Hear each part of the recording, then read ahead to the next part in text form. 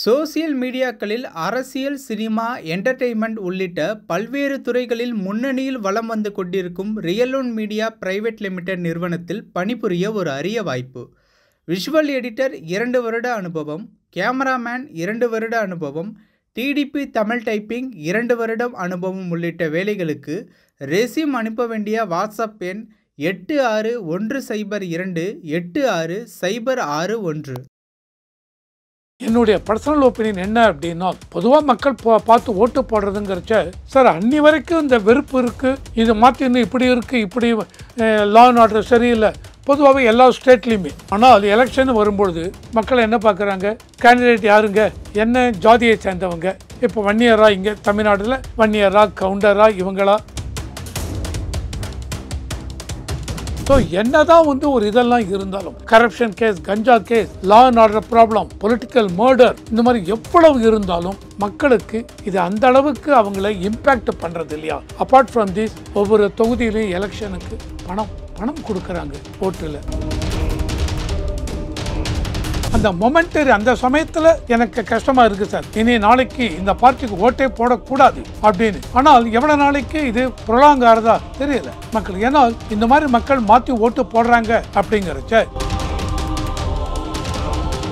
நிறைய central government பண்ற scheme எல்லாம் இதை மாற்றி மக்கள் கிட்ட இவங்க இந்த அரசாங்கம் பண்ற மாதிரியும் போறது. அந்த மாதிரி போகும்பொழுது அதை இவங்க சொல்லுவாங்க லேபிள் ஒட்டிடுறாங்கம்பாங்க. அந்த மாதிரி போகும்பொழுது மக்கள் மனதில் எல்லாமே இவங்க பண்றாங்களோ. டிஎம்கே இத்தனை இது நடந்தும் டிஎம்கே ஜெயிக்கிற மக்கள் டிஎம்கே ஓட்டு போடுறாங்க. எதனால ஓட்டு போடுறாங்க? ஏடிஎம்கே, பிஜேபி மற்றவங்களையும் யோசிங்க. பிஜேபி மெயினா தமிழ்நாட்டில் 2026 எலெக்ஷன்ல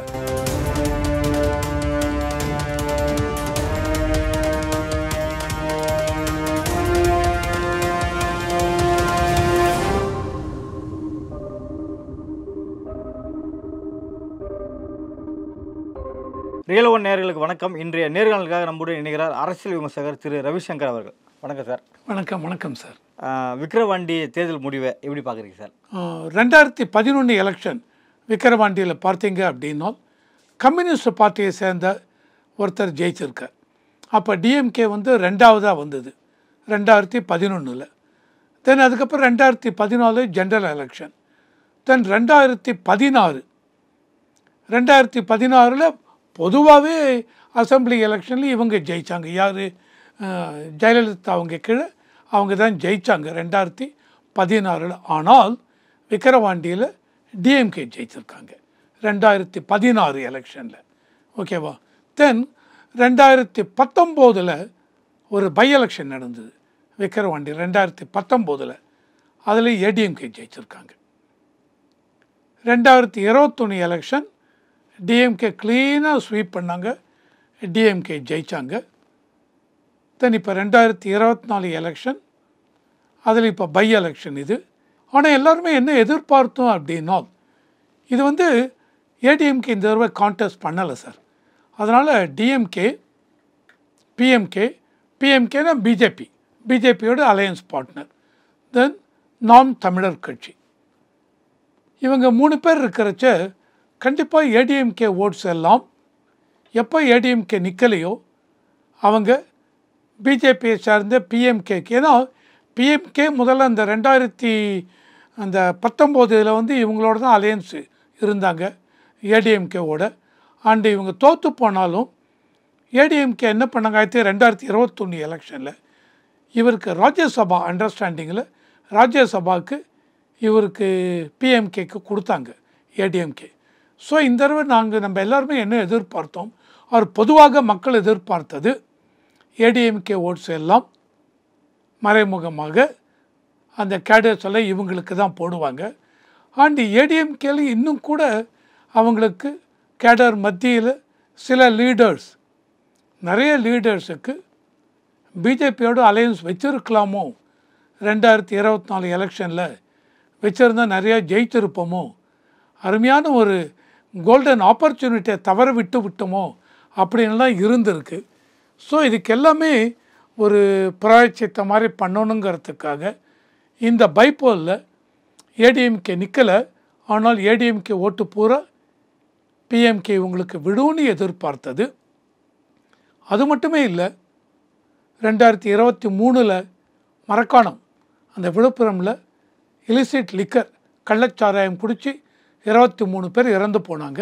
2024 இப்போது கள்ளக்குறிச்சியில் அகைன் இந்த கள்ளச்சாராயம் குடித்து 67 பேர் இறந்து போயிருக்காங்க. 100-120 பேருக்கு மேலே கொஞ்சம் ரொம்ப பட்டிருக்காங்க, அட்மிட் ஆகி ரெக்கவர் ஆகி வந்திருக்காங்க. தென் ரீசெண்டாக இந்த பொலிட்டிக்கல் மர்டர்ஸ், இப்போ ரீசெண்டாக போன வாரம் பார்த்திங்கன்னா இந்த பிஎஸ்பி பார்ட்டியுடைய மாநில தலைவர் அவர் ஆம்ஸ்ட்ராங், அவர் கொலை செய்யப்பட்டிருக்கார். அவருடைய அந்த தொகுதியில் அந்த வீட்டு வாசல்லையோ நியர்பையோ பக்கத்தில் இவங்க 6 பேர் இந்த வெண்டர்ஸ் மாதிரி ஸ்விக்கி ஆர் ஜெப்டோ, இந்த பேர் எந்த இது வெண்டர்ஸ், இந்த டெலிவரி பாய்ஸ் பேர் ஸ்விக்கிலாம் இல்லை, டெலிவரி பாய்ஸ், அவங்கள மாதிரி 2 வண்டியில் 3 பேர் அவர் வெட்டியிருக்காங்க. அந்த இடத்துல செத்து போயிருக்கார். அண்ட் எல்லா கட்சி தலைவர்களும் இதை கண்டம் பண்ணியிருக்காங்க.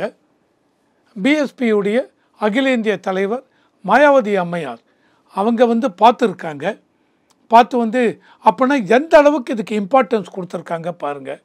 ஸோ தமிழக முதல்வர் ஸ்டாலின் அவர் போய் பார்த்துருக்கார், அவர் அவங்களுக்கு போய் ஆறுதல் கூறியிருக்கார். அண்ணாமலை பிஜேபி மாநில தலைவர் அவர் போய் பார்த்துருக்கார். அண்டு ஏடிஎம்கே எடப்பாடி அவங்க போய் பார்த்துருக்காங்க. இவ்வளவு பேரும் பார்த்து. ஸோ இது மக்கள் மனசில் அப்படி ஒரு இந்த அளவுக்கு தமிழ்நாடு ஏன் சீர்குலைஞ்சு போயிடுத்தோ அப்படின்னு ஒரு எண்ணமெல்லாம் வந்துடுது. லா அண்ட் ஆர்டர் ஏன் இப்படி போயிடுது அப்படின்னு. இது சமயத்தில் அந்த கமிஷனர் இருந்தவரை மாற்றிருக்காங்க. அந்த கமிஷனர் சந்தீப் ராய் ராத்தோர் அவர் என்ன சொல்லியிருக்கார், இந்த வருஷத்தில் போன வருஷத்தை விட இந்த வருஷத்தில் 6 மாதத்தில் 58 கொலை தான் நடந்திருக்கு அப்படின்னு ஸ்டேட்மெண்ட் கொடுத்துருக்கார். என்னங்க இது 58 கொலை தான் அப்படின்னால் மாநிலத்தில். ஸோ அதுவே தவறான ஒரு இது. ஸோ இதுவே மக்களுக்கு சார் கொலை அப்படின்னாலே கொலை கொள்ளை இது மீன்வெல் இதுக்குள்ளே கஞ்சா இது. அதில் தமிழ்நாட்டை சேர்ந்த அந்த ஜாஃபர் ஷரீஃப் அவரை அரெஸ்ட் பண்ணி அவர் ஆஸ்திரேலியா நியூசிலாண்டுக்கெலாம் அனுப்பிச்சிருக்கார். அதை டெல்லியில் வச்சு பேக் பண்ணி அனுப்புகிறாங்க. அதை பிடிச்சி அவர் இப்போ திகார் ஜெயிலில் இருக்கார். ஸோ இந்த அளவுக்கு இருக்கிறச்ச மக்களுக்கு இப்படியெல்லாம் நடந்திருக்கு. அதனால் இந்த பைப்போலில் டிஎம்கே ஜெயிக்கிறதுக்கு வாய்ப்பே இல்லை. கண்டிப்பாக பிஜேபி சப்போர்ட் பண்ண அலையன்ஸ் பிஎம்கே தான் ஜெயிக்கும் அப்படின்னு எல்லாருமே எதிர்பார்த்தாங்க. அந்த மாதிரி எதிர்பார்த்ததுக்கு மாறாக இப்போ எலெக்ஷன் ரிசல்ட் இப்போ இந்த 12 ரவுண்டு முடிஞ்சதை பார்க்குறச்ச டிஎம்கே தான் ஜெயிக்கிற மாதிரி இருக்குது. இதுக்கு முன்னாடி ஸ்டாட்டிஸ்டிக்ஸ்லாம் நான் கொடுத்துட்டேன். 2011 எப்படி, 2016 எப்படி, 19 எப்படி, 21 எப்படின்னு. ஸோ டிஎம்கே தான் ஜெயிக்குங்கிறச்ச ஸோ மக்கள் மனசில் அந்த அளவுக்கு இது ஒரு ஆதங்கம் இல்லையா, இது இம்பேக்ட் கொடுக்கலையான்னு தோன்றுறது. ஆனால் என்னுடைய பர்சனல் ஒப்பீனியன் என்ன அப்படின்னா, பொதுவாக மக்கள் பார்த்து ஓட்டு போடுறதுங்கிறச்ச சார் அன்னி வரைக்கும் இந்த வெறுப்பு இருக்குது, இது மாற்றி இன்னும் இப்படி இருக்குது, இப்படி லா அண்ட் ஆர்டர் சரியில்லை பொதுவாகவே எல்லா ஸ்டேட்லேயுமே. ஆனால் எலெக்ஷன் வரும்பொழுது மக்கள் என்ன பார்க்குறாங்க, கேண்டிடேட் யாருங்க, என்ன ஜாதியை சேர்ந்தவங்க. இப்போ வன்னியரா, இங்கே தமிழ்நாட்டில் வன்னியரா கவுண்டரா இவங்களா, மற்ற ஸ்டேட்னா என்ன ஜாதி என்ன மதம், இதெல்லாம் இம்பார்ட்டண்ட்டாக ப்ளே பண்ணுறதுங்க. ஸோ என்ன தான் ஒரு இதெல்லாம் இருந்தாலும் கரப்ஷன் கேஸ், கஞ்சா case, law and order problem, political murder, இந்த மாதிரி எவ்வளவு இருந்தாலும் மக்களுக்கு இது அந்த அளவுக்கு அவங்கள இம்பேக்ட் பண்ணுறது இல்லையா. அப்பார்ட் ஃப்ரம் திஸ் ஒவ்வொரு தொகுதியிலையும் எலெக்ஷனுக்கு பணம் கொடுக்குறாங்க. ஓட்டில் 5000 ரூபாய், 7000 ரூபாய், 10,000 ரூபான்னு தொகுதிக்கு. அதுவும் எலெக்ஷன் ரிசல்ட்டாக மாற்றுறது. இதுதான் என்னுடைய ஒப்பீனியன். நீங்கள் சொல்கிற ஒரு சில ஃபேக்ட்ரிகள், அதாவது கள்ளக்குறிச்சி கள்ளச்சாராய விஷயமாக இருக்கட்டும், பிஎஸ்பி மாநில தலைவர் கொல்லப்பட்ட விவகாரமாக இருக்கட்டும், ஸோ தொடர் இந்த சட்டம் ஒழுங்கு பிரச்சனைகளாக இருக்கட்டும், ஏன் இந்த தேர்தலில் இது பிரதிபலிக்கல, ஒரு தாக்கத்தை ஏற்படுத்தலை மக்களுக்கு? அதாவது இந்த இதெல்லாம் அந்த மொமெண்டரி அந்த சமயத்தில் எனக்கு கஷ்டமாக இருக்குது சார், இனி நாளைக்கு இந்த பார்ட்டிக்கு ஓட்டே போடக்கூடாது அப்படின்னு. ஆனால் எவ்வளோ நாளைக்கு இது ப்ரொலாங் ஆகிறதா தெரியலை மக்கள். ஏன்னால் இந்த மாதிரி மக்கள் மாற்றி ஓட்டு போடுறாங்க அப்படிங்கிறச்ச இப்போ இந்த பார்லிமெண்ட் எலெக்ஷன் எடுத்துங்களேன், 40க்கு 40 திமுக வந்தது சார். அண்ணாமலை போகிற இடமெல்லாம் அப்படி ஒரு கூட்டம் இருந்தது. ஸோ அண்ணாமலை சரி இந்த தடவை அட்லீஸ்ட் ஒரு 10-12 சீட்டு பிஜேபிக்கு வரும் அப்படின்னு எதிர்பார்த்தாங்க. துரதிருஷ்டவசமாக ஏடிஎம்கே பிஜேபி கூட்டணியும் முறிஞ்சு போச்சுங்க. ஆனால் டிஎம்கே 1, டிஎம்கே 2, டிஎம்கே 3, டிஎம்கே 4ன்னு ஃபைல்ஸை பாட்டுக்கு அண்ணாமலை ரிலீஸ் பண்ணிகிட்டு இருந்தார். மக்கள் மத்தியிலும் இவ்வளோ கரப்ஷனும் அது இதுன்னு பேச்செல்லாம் நடந்தது. 2023 அப்போ நான் சொன்னால் மரக்காணம் இது ஊச்சு ட்ராஜடி இவ்வளவு இருந்திருக்கு. இவர் போன இடத்துல அண்ணாமலைக்கு அப்படி ஒரு ரிசப்ஷன். அதனால் ரொம்ப எதிர்பார்த்தோம். ஆனால் 40க்கு 40 டிஎம்கே ஜெயிச்சாச்சுங்க. ஸோ அப்போ என்ன தெரியுது சார் இதில்? ஒன்று கிளியர் கட்டாக தெரியுது, தமிழ்நாட்டில் இது பொதுவாக இந்தியா பூராத்துக்கும் தான் இது. தமிழ்நாட்டில் மைனாரிட்டிஸ் ஓட்டு எவ்வளவு? அந்த மைனாரிட்டி ஓட்டு 14%, 15% ஆறு 17%. 17%த்தில் குறைஞ்சது 90% ஆர் ஈவன் 95 நான் சொல்லுவேன். அப்படி பிஜேபிக்கு வரது இல்லைங்க. பிஜேபியை சார்ந்த கூட்டணிக்கு கிடைக்கிறது இல்லை. ஸோ அது போயிடுது. அப்போ மீதி இருக்கிற ஓட்டு அத்தனை ஓட்டு இந்துக்கள் ஓட்டு இவங்களுக்கு விடாதா இல்லை. அதுலேயும் கேஸ்ட் பேஸ், அந்த கேஸ்ட்டுக்குள்ளே மற்ற உயர் ஜாதி, இந்த ஜாதி, ஓபிசி. இப்போ ஓபிசி எவ்வளோ பேர்? அந்த ஓபிசியே ஸ்ப்ளிட் ஆகுதுங்க. டிஎம்கேக்கு ஃபுல்லாக ஓபிசி பிஜேபி உங்களுக்கு வருமா, இல்லை ஃபுல்லாக ஏடிஎம்கேக்கு போகுமா, இல்லை வேறு வெளிநாடு மாநிலங்கள் எடுத்துங்க. எல்லா இடத்துலையும் அதே தான். ஓபிசி இது இண்டூஸ் ஓட்டு ஸ்ப்ளிட் ஆகுங்க. Caste, general caste, OBC, backward, SC, ST, women, youth இதெல்லாம் பிரியறதுங்க. இந்த மாதிரி பிரியும் பொழுது அதாவது கவர்மெண்ட் அத்தனை வெல்ஃபேர் ஸ்கீம்ஸ் கொண்டு வந்திருந்தாங்க மோடி அரசாங்கத்துக்கு. So many welfare schemes. இத்தனை வெல்ஃபேர் ஸ்கீமையும் பேப்பரில் மாற்றி மாற்றி போடுறாங்க, ஃபேஸ்புக்கில் போடுறாங்க. பிஜேபி அரசு இதில் எல்லோரும் சொல்கிறாங்க. இவ்வளவும் சொல்லியும் இதெல்லாம் வெல்ஃபேர் ஸ்கீம் கொடுக்குறீங்க, எல்லாம் மக்களுக்கு போகிறது. அதனால் மக்கள் எல்லோரும் உங்களுக்கு ஓட்டு போடுறாங்களா? இல்லை. அவங்களுக்கு ஓட்டு எலெக்ஷன் வரும்பொழுது மாறி போய்டுறதுங்க. என்னுடைய ப்ரியாரிட்டியே வேறு.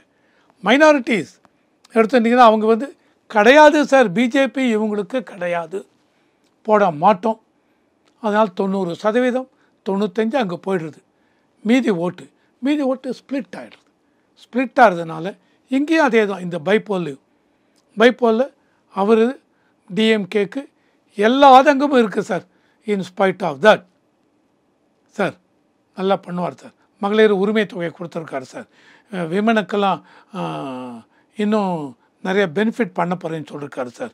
அந்த விமனுக்கெல்லாம் ஃப்ரீ பஸ் ட்ராவல்ஸ் கொடுத்துருக்காங்க. இந்த மாதிரி நிறைய ஒவ்வொரு ஸ்கீமாக எடுத்து வச்சுட்டு அப்பார்ட் ஃப்ரம் தீஸ் நிறைய சென்ட்ரல் கவர்மெண்ட் பண்ணுற ஸ்கீமெல்லாம் இதை மாற்றி மக்கள்கிட்ட இவங்க இந்த அரசாங்கம் பண்ணுற மாதிரியும் போகிறது. அந்த மாதிரி போகும்பொழுது அதான் இவங்க சொல்லுவாங்க லேபிள் ஒட்டிடுறாங்கம்பாங்க. அந்த மாதிரி போகும்பொழுது மக்கள் மனதில் எல்லாமே இவங்க பண்ணுறாங்களோ, இந்த அரசாங்கமும் பண்ணுவாங்க. ஆனால் மேஜராக இவங்க பண்ணுறாங்க சென்ட்ரல் கவர்மெண்ட். இருந்தாலும் மக்களுக்கு ஓட்டு எலெக்ஷன் சமயத்தில் அவ்வளவும் அவங்கள தாக்குறது இல்லைங்க. அதனால்தான் எலெக்ஷன் இந்த என்ன லஞ்சம் இருக்கட்டும் இது இருக்கட்டும். ஆனால் 2011 கலைஞர் டிவி 220 கோடி லஞ்சம் வாங்கினாங்கன்னு தெரிஞ்சது. அன்றைக்கி தலைகீழ ரிசல்ட்டு மாறித்து. 2006லேருந்து 2011 டிஎம்கே தான் ஆட்சியில் இருந்தாங்க. ஆனால் அந்த கலைஞர் டிவி ஸ்கேம் வந்த உடனே 2011 அசம்பிளி எலெக்ஷனில் இவங்க 18 சீட்டோ 23 சீட்டோ தான் டிஎம்கே வாங்க முடிஞ்சது. ஸோ ஏடிஎம்கே ஜெயித்தாங்க. ஸோ அந்த சமயத்தில் இவ்வளோ தான் சார். மக்களுக்கு இம்பேக்ட் அவ்வளோ இதுவாக போகலைங்கிறது தான் என்னுடைய ஒப்பீனியன். விக்கிரவாண்டி உட்பட இந்தியா முழுவதும் பார்த்தீங்கன்னா 13 தொகுதியில் பை எலெக்ஷன் நடந்துகிட்ருக்கு. ஸோ இது எப்படி பார்க்குறீங்க சார்? இங்கே இருக்க விக்கிரவாண்டி எலெக்ஷனுக்கும் மற்ற ஸ்டேட்டில் இருக்க எலெக்ஷனையும் எப்படி கம்பேர் பண்ணி பார்க்குறீங்க? இங்கே மாதிரி தான் இங்கே டிஎம்கே லீடிங்.